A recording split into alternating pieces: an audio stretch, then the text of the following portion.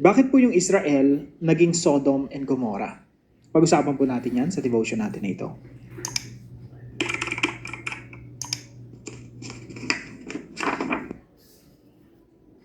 Magandang araw po sa bawat isa sa inyo. Welcome back to our 365 Daily Devotions, Bible Characters Edition. Dito po sa devotion natin, pag-uusapan natin bakit yung Israel naging Sodom and Gomorrah. Something puzzling, no? Bago po yan, binabati ko po muna si Ma'am Manolet Tongko, Pian Paralag, Ruben Suelo, na lagi po nakasubaybay dito sa ating mga devotions. Araw-araw, salamat po sa inyong pagsuporta. And I hope malaking tulong po yung mga devotions natin sa inyong pagkakaunawa ng Biblia. Now, yung ating po pag-aaralan ay patungkol pa rin po sa Book of Judges. Paano ba nag-end yung Book of Judges? Remember mga kapatid, yung Book of Judges, may manunulat yan, may writer yan, may author yan. Now, bakit yung author, specifically, ito yung mga materials, kumbaga ito yung mga sinulat niya towards the end of the book. Now, tingnan po natin. So, the Book of Judges, the downward spiral of evil. So, ito po yung mga judges, no, hanggang kay Samson. Tapos itong mga nakaraan, pinag-aralan natin yung idolatry ni Micah na inadapt ng mga Danites. Nagtayo sila ng kumbaga, center for, worshiping idols doon sa northern part of Israel. At ngayon naman po pag-usapan natin yung sexual violence. Medyo matindi po yung topic natin ngayon, no? Baka mainis kayo. Ako, nainis ako. Every time na binabasa ko to, nababad trip ako. Anyway, so, ito pa yung matatagpuan sa Judges chapter 19. Malapit na po tayong matapos, no? So, dito sa istorya natin, merong isang Levite. Yung Levite na yon, meron siyang asawa. Nag-away sila nung asawa niya, no? Tapos yung asawa niya umuwi ng Bethlehem. Siyempre, typical, kung ano pa rin na-obserbahan natin sa panahon natin ngayon, si lalaki, susuyuin si babae. So itong si lalaki, sinuyo niya yung asawa niya or concubine niya. Tapos, tumira siya sa bahay nung tatay, nung kanyang asawa. Mga ilang araw din, no? Tapos, iinom sila doon, tapos yung magkakasiyahan sila doon. O wag na muna kayo umuwi, mag-overnight muna kayo rito. O isang beses pa, no? Paulit-ulit. Siguro nainis na yung Levite. Sabi niya, hindi, alis na ako, no? Kahit gabihin ako sa daan. So, mga hapon na, padilim na nung umalis sila dun sa Bethlehem. So, para po ma-imagine natin, tingnan po natin, ito po yung ating Google Map na sobrang malaking pakinabang sa atin, no? Pumunta muna tayo sa Israel. Yung mga lugar po dito, usually, hindi naman, minsan po same name pa rin, no? Kagaya ng Bethlehem, Jerusalem. Ito po ay Gibeah, no? Let's just pretend ito yung Gibeah. Ngayon po kasi hindi ko alam kung anong tawag rito. So, ito po sana yung ruta nila, no? From Bethlehem, susundin yung asawa, patungo ng Gibeah, tapos pauwi na sila. No? Dito sila sana mag-overnight sa Jerusalem. Now, ito po yung istorya. Pakinggan niyo pong mabuti, no? Para ma-appreciate nyo talaga yung pinaka-point ng writer ng Book of Judges. So, from Bethlehem, humayo sila, meron silang mga donkey, tapos may servant siyang isa, tapos yung concubine. Now, ginabi na sila. Kung makikita nyo po rito sa Google Map, mga 3.5, 4 hours din yung paglalakbay. Papunta lang rito, pero yung pauwi, hindi pa kasama yung papunta ng Ephraim, or yung talagang pinanggalingan nila. Siguro, during that time, hindi naman maayos yung mga kalsada noon, kagaya ngayon, siguro yung biyahe nito baka kalahating araw or baka isang araw. So, ginabi sila. Nandito na sila sa Jerusalem, dito sa lugar na ito. Jebusite pa, yung may hawak nito, mga foreigners pa. Sabi ng servant ng Levite, dito na lang tayo magstay, gagabihin tayo, mahirapan tayo, no? Mahirapan pa tayo sa paglalakbay natin. Dito na lang tayo sa Jerusalem, sa land of the Jebusites. So, sabi nung lalaki, nung Levite, pakinggan nyo mabuti sabi nung Levite, sabi niya, hindi tayo tutuloy o magpapalipas ng gabi sa lugar ng mga foreigners. Tignan niyo po, basahin po natin. His master replied, no, we won't go into any city whose people are not Israelites. We will go on to Gibeah. Magpapatuloy tayo sa paglalakbay. Hindi tayo tutuloy kung sa mga lugar dyan na hindi mga Israelita. Bakit? Kasi ang tingin nila, pag hindi Israelita, masama. Baka ano pang mangyari sa atin. Kailangan doon tayo sa kalahi natin, mga Israelita. So nilampasan nila yung land of the Jebusites, no? Kasi during that time, meron pang mga lugar na hindi pa nila nakakonquer kagaya nitong Jerusalem. So, pumunta sila rito sa Gibeah, yan sa taas. Yung Gibeah po na yan ay sakop na po ng mga Benjamites. So, panatag na yung loob nila. Sabi nila, okay, dito tayo matitira dito tayo tutuloy, no, sa land of the Benjamites. Now, nung nandun na sila, merong magandang loob sa kanila para doon sila tumira. At pinatuloy sila sa bahay. Now, sabi po rito sa verse 22, while they were enjoying themselves, kumakain sila, some of the wicked men of the city surrounded the house. Mga lalaki po ito, apparently mga bakla, no? Mga lalaki na men of the city surrounded the house.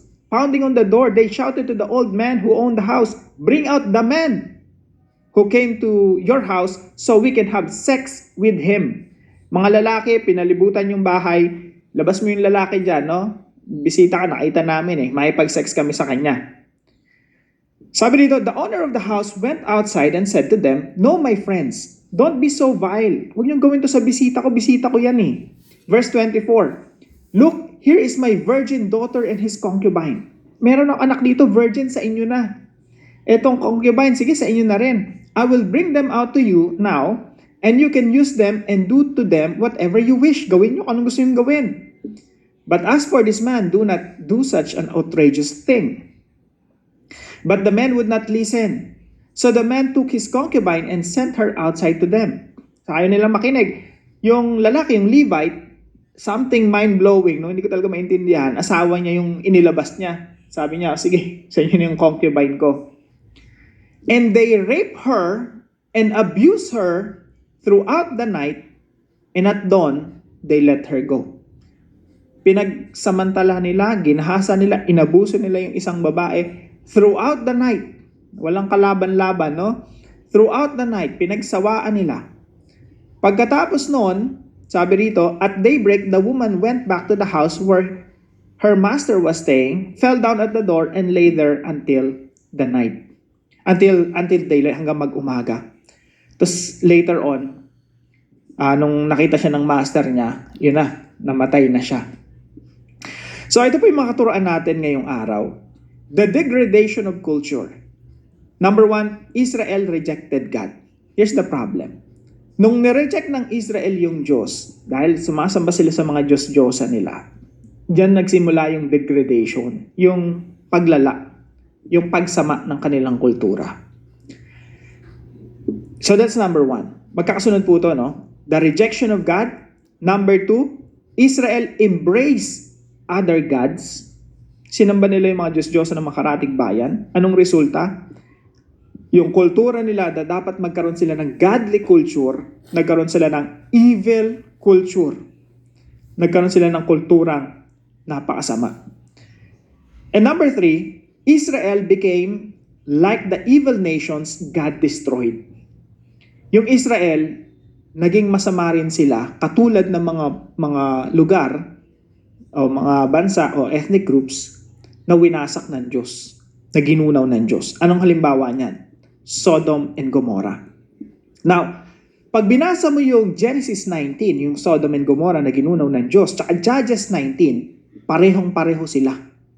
And strategically, yun yung ginamit ng writer ng Book of Judges para ipakita talaga sa bumabasa na yung Israel naging katulad ng Sodom and Gomorrah. Why?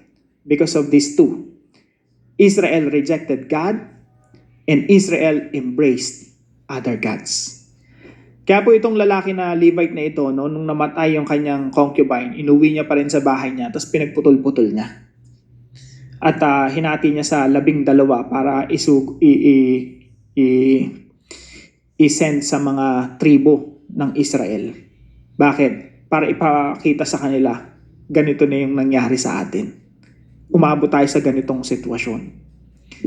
So, tutuloy po natin to sa dive deeper natin, no? Kasi marami po tayong tatalakayin patungkol dito. Now, dumako po tayo sa application. Number 1, guard your heart from adopting worldly values. Tanda natin ang gusto ng Diyos sa atin. Kaya pinili niya yung bahay ng Israel para talaga i-reflect yung godly culture. Pero yung Israel, nagpatuloy sa pagre-rebelde sa Diyos. At tayo po ngayon ay parte po ng Christianity. Yung Christianity po, tayo po yung pinananahanan ng Santong Espiritu para sa atin po magsimula yung godly culture. At yan po yung pinagpapatuloy natin hanggang sa kasalukuyan. We don't adopt the worldly culture, but rather, we make godly culture. Tayong lumalaban sa masamang kultura ng mundo.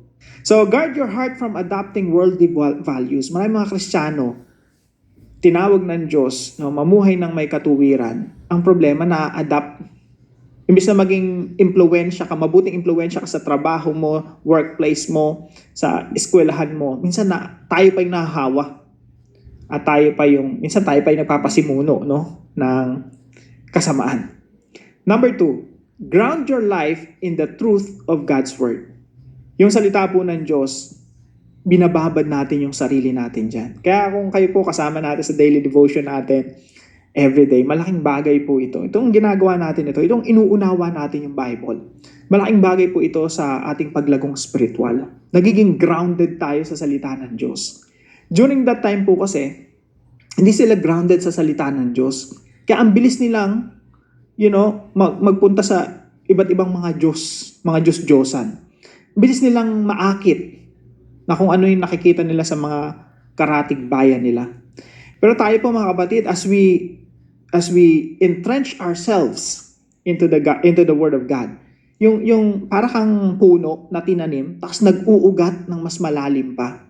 Yan po yung dapat nangyayari sa atin whenever we deal with the Word of God. Lalo tayong lumalalim, nag-uugat. Pangatlo po, glorify God by living differently from corrupt culture. Bigyan po natin ng kaluwalhatian ng Diyos. Yung Diyos, tinawag tayo to glorify Him.